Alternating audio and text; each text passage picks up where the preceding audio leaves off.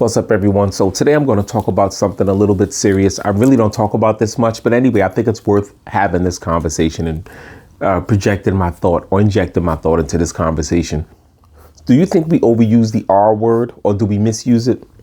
When I say the R word, I mean racism. I think we misuse, misunderstand, and overuse the term racism or racist. Let me explain.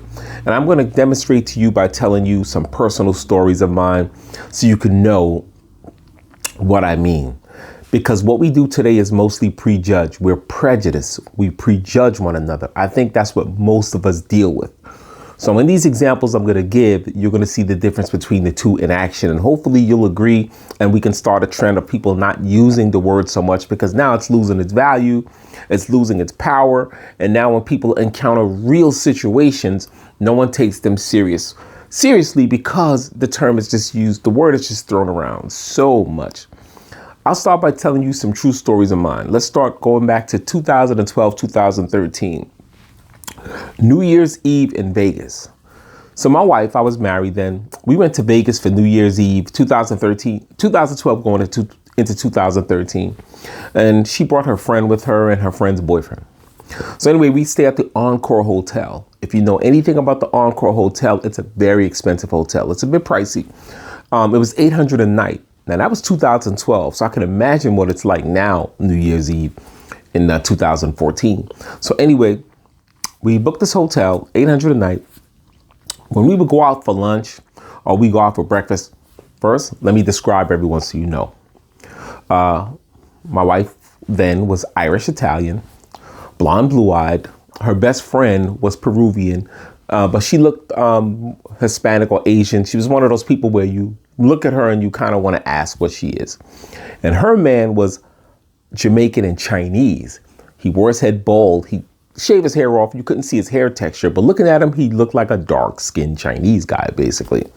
So when we would go out and come back in the hotel, for some reason, I would get stopped every time we came through to go back to our room.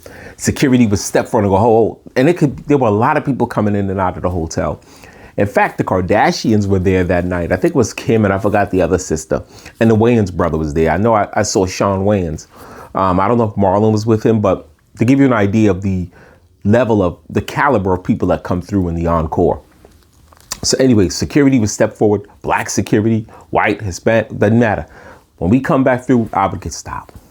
So one time we come through and the girl behind the counter, this white girl, would come out and stop me and say, hey, excuse me, sir, do you have a room here? And they would always ask me if I had a room there. They didn't ask anyone else in the group if we had a room there.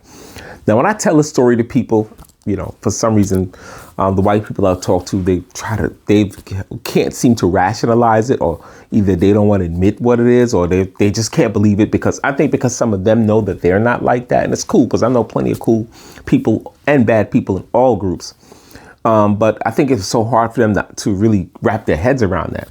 But this is the thing. That wasn't racism. That's prejudice. They prejudge me. It's an expensive hotel. They looked at me and made the assumption either I couldn't afford it, or maybe they assumed I was delivering something. I don't know. But between the four of us, why was I always stopped? Until this day, you know, I would there's nothing I could think of besides that, except they prejudge me based on my race. And my wife got upset and said, why is it every time we come through here, you stop him instead of the rest of us? I'm sorry, let me slow down so you could hear and understand the story. She would say, why would you only stop him and not the rest of us? And they would say what the policy is. We at the hotel, we reserve the right to stop anyone at the door.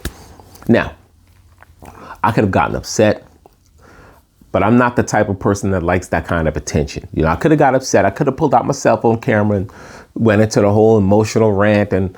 But to me, for some reason, that doesn't do much. Sometimes it does more to hurt the victim than it does to help them. Especially at a time where so many people use that word and throw it around, and they don't understand what's happening to them. They assume it's racism because that's what we've been so conditioned to jump to, instead of understanding that that's prejudice and putting ownership on the person by asking the person, may I ask, why did you stop me? Because now that puts the person in the position now to explain to you why they stopped you out of everyone else. You put that onus on them. Now, whether they dodge it, like they deflected and said, we reserve the right or the policy to do whatever, this and that. But I don't like attention. I don't like to create a fiasco, so I let it slide. That same trip, we go out to eat. And this time it's my wife, myself, and one of her friends who happens to be a gay white man who lived in Vegas. She hadn't seen him in years, so they were just connecting and getting together, and the three of us went out to eat. We go to a restaurant. Our waiter is a black guy. We sat at the table.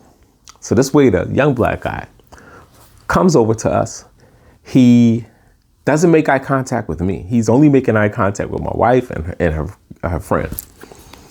Mind you, I'm the only black guy there. And he's like, hello, how can I help you, this and that.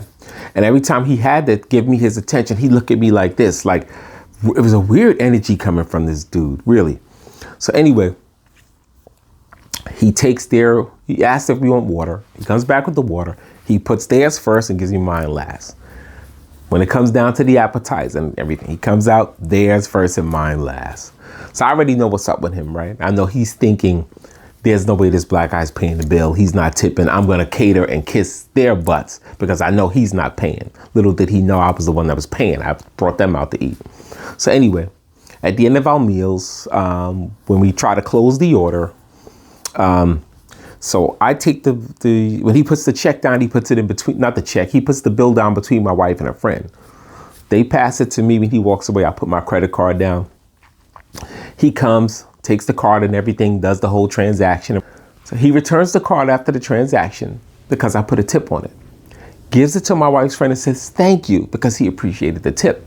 My wife's friend said, that's not my card, it's his. He looks at me and goes, oh, I'm sorry. Gives me my card back and my receipt, but no, thank you. The black guy, you know what I mean? I'm thinking, I can't believe this.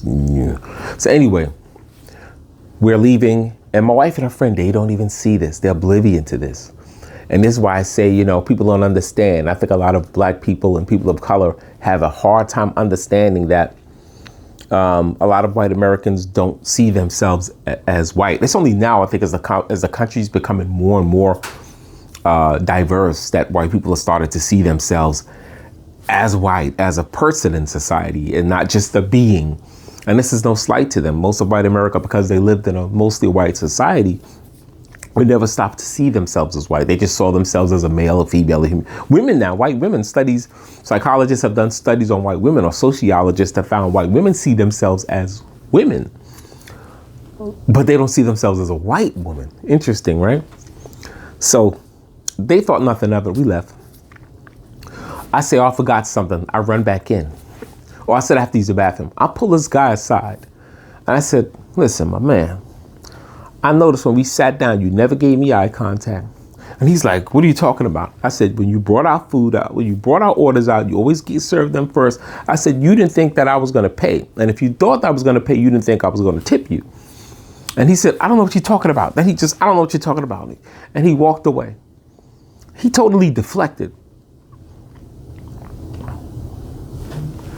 Now, that to me was an example of prejudice. He prejudged me. Let me go on now to show you how this is universal. We all do it. We all do it. Wait, before I get to that story, I'll tell you one more. Years ago, I got a Chase Platinum card with like 100K max on it. So I took my brother to LA and we go to Universal Studios. Now, mind you, I'm a guy in my 20s with this card on me, right? Because I was an entrepreneur. I had a recording studio at that time. And then my family also owned a lot of land in the Carolinas. So I leveraged that, right? And got this, card. So anyway, my brother and I in Universal Studios, we go to the shop, we go to buy some stuff. My brother gets some stuff. I get some stuff. We put it on the counter. And then when I give my card to this young white girl behind the counter, she starts laughing. And she said, this is not your card. And I said, yes, it is. She said, no, it's not. And she's laughing the whole time. Like, I can't believe this guy is actually trying this with me. And then she goes, okay, look, I'll give you a chance to walk away and I won't, whatever. She won't escalate it basically and get the authorities and management involved. But here's your chance to walk away. Now, this is prejudice. Now, I could have gotten very angry with her and lost it. But like I said, I'm not an emotional person. I'm a very level-headed person. It takes a lot to get me to react or respond in an angry manner. It takes a lot. So I give her my ID and everything. She takes the card, matches up. And she's laughing. She gives me my stuff. But there was never an apology. Never an apology. And, you know, I was young back then. The me today would have asked her, you know what, I think you owe me an apology for that. For making that assumption. What would make you, and make her own it? So let me ask you, what makes you think that wasn't my card? But she basically made it obvious to me that she thought because I was a young black guy, that wasn't my card. But let me show you how this goes both ways. We all do it. So when I was a technical analyst years ago, I worked in a building that was highly secured, that would not let delivery people come in, not without being escorted by personnel. So what we would do is order food. The delivery people would come, we'll run downstairs, get our order or whatever, and close the deal, whatever we did, yada, yada, yada. So I ordered food one time, lunch. I go downstairs. I go to get my lunch, and there's a white guy standing there at the door with bags. I see past him that there's a Latino guy, Hispanic guy, who looked like he's Mexican, outside the doors on a bike.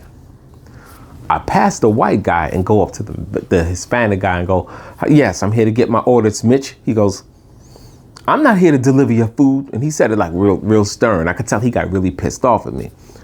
And then the white guy says, hey, he said, it's me. And he's laughing. He's laughing because he knew why I went up to the Hispanic guy. He knew why. I assumed that this guy was a delivery person for my order. So that's a good example of letting you know how prejudice works, and we all do it. Another example now, me as an older person, when I shop sometimes, this was recently, I do a lot of shop because I have tenants, and I have tenants, multiple tenants.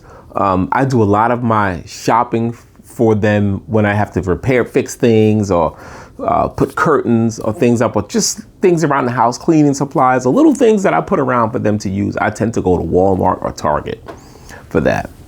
Chairs, like little fold-up chairs, things like that, for the common areas.